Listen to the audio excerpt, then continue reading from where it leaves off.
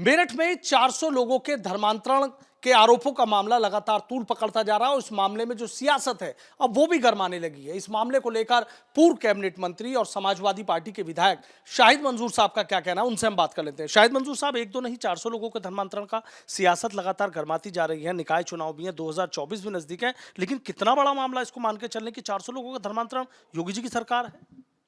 बात योगी जी की सरकार की नहीं है, बात तो मोदी जी की सरकार की है, जिसको लगभग अब दूसरा कार्यकाल पूरा होने वाला है। और जब ये सरकार आई थी तब भी यही इशू थे, यही इन्हीं इशू पर ये सरकार आई थी। और 8 साल के अंतराल के बाद भी, 9 साल के अंतराल के बाद भी जब दोबारा चुनाव होने वाला है, अब तक भी अगर ऐसी समस्याएं हैं तो इसका जिम्मेदार कौन है?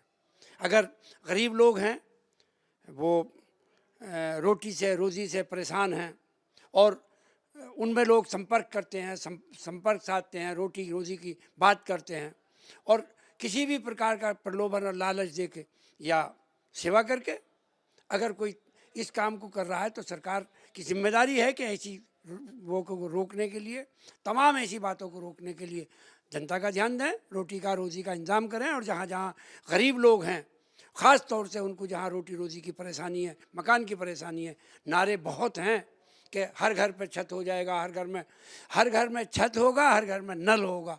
लेकिन वो सरकार, जो सरकार ने आते के साथ ही नल दिए जाते थे, वो नल बंद कर दिए। जो गरीब आदमी का एक महल्ले में नल लग जाता था, उसको नल इन्होंने बंद कर दिए। जल निगम को पैसे आते थे, भारत सरकार उसमें सहयोग करती थी। ये सरकार आई और इसने आते के साथ पहला काम जो है वो नल देना बंद किया है। और जब एक दिन मैं भाषण सुन रहा था तो माननीय प्रधानमंत्री जी का भाषण था कि हर सर पे छत और हर घर में नल। तो समस्या तो असल में जो है वो है भूखमरी की, गुर्बत की समस्या है, रोज़ी की, रोटी की, बेरोज़गारी की समस्या वो है। लेकिन चुनाव के टाइम जब भी चुनाव आते हैं ये समस्या खड़ी हो जाती है। मेरे हिसाब से तो चुनावी समस्या है, इसके अलावा ये कुछ नहीं।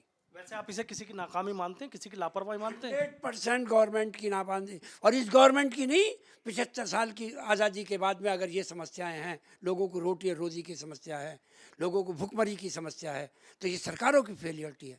ये कोई एक की फेलियरिटी नहीं है, किसी एडमिनिस्ट्रेशन को हम कहें फेलियरिटी है गवर्नमेंट्स की। आखिर अब तक इतने लंबे अंतराल के बाद भी लोग वादा सब करते हैं। अच्छा, एक चीज बताइए कि इन लोगों को जो है हिंदू से ईसाई बना दिया गया और कोई कह रहा है दिल्ली से सिंडिकेट चल रहा है, कोई कह रहा है बाहर से फंडिंग हो रही है। आपको क्या आ रहा है, चूंकि आप बड़ी चीजों को बड़े करीबी से समझते हैं? मैं खूब अच्छी तरीके से समझ रहा हूँ।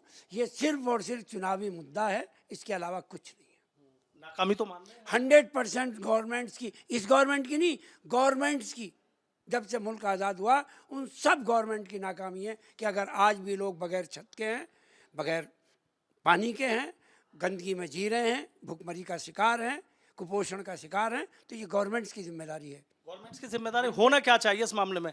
जिन लोगों ने धर्मांतरण कराया उन पर क्या एक्शन होना चाहिए आपके नजरिए से? मेरे नज़रिए से ये कोई समस्या नहीं है। इस समस्या का समाधान सिर्फ और सिर्फ रोटी है, कपड़ा है और मकान है, तालीम है, शिक्षा, रोटी, कपड़ा, मकान, इसका इंतजाम गवर्नमेंट्स करें, ये सारी समस्याओं का निराकरण होगा। अच्छा, बीजेपी के कई नेता भी यहाँ पर उठा रहे हैं, कई हिंदुवादी संगठन भी इस बात को उठा रहे हैं, तो क्या लग रहा है उसके पीछे? मैं सपा, भाजपा, बसपा के चक्कर में नहीं पड़ता।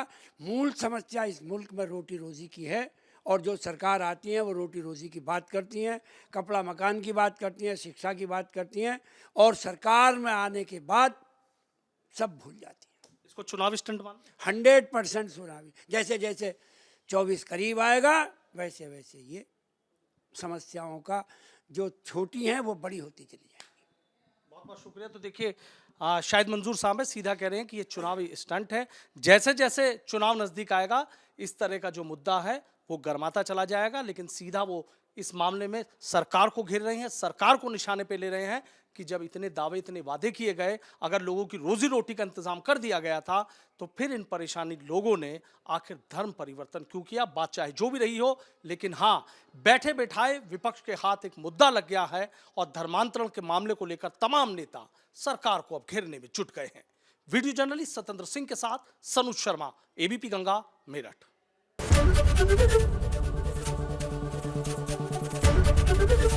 एबीपी गंगा, खबर आपकी, जुबान आपकी।